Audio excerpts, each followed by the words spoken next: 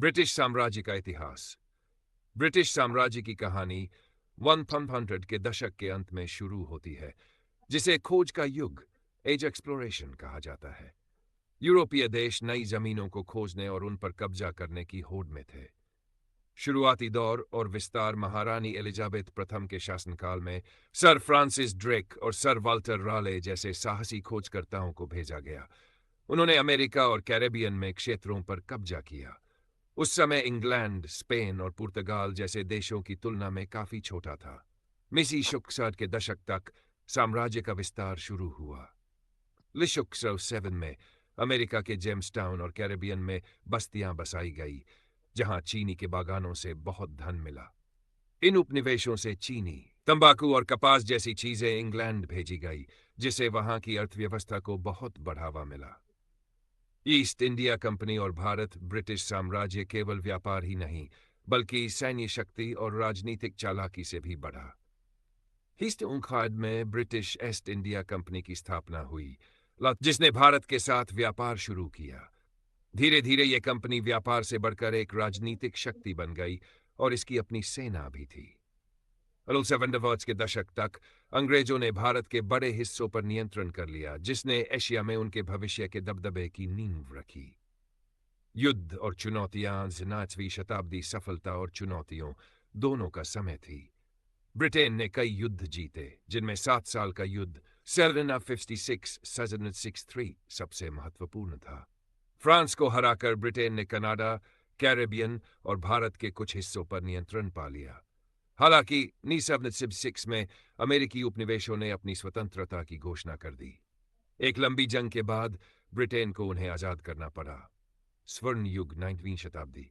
America को खोने के बाद भी ब्रिटेन रुका नहीं।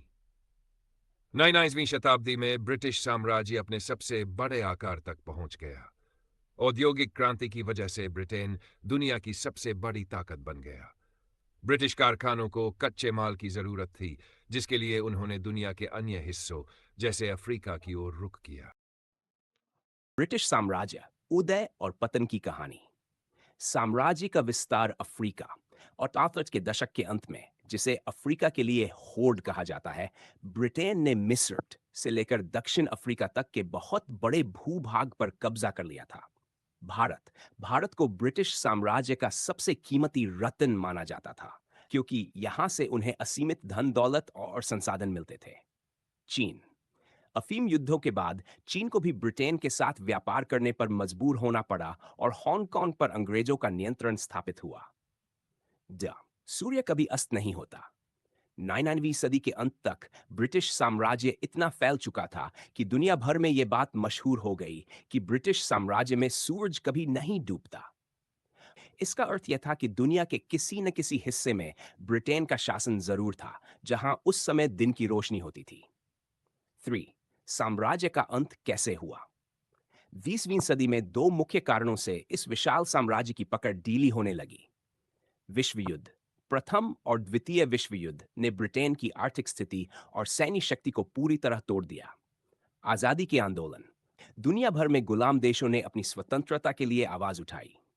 1947 में भारत की आजादी एक बहुत बड़ा मोड़ साबित हुई, जिसके बाद धीरे धीरे 1980 के दशक तक लगभग सभी उपनिवेश आजाद हो गए।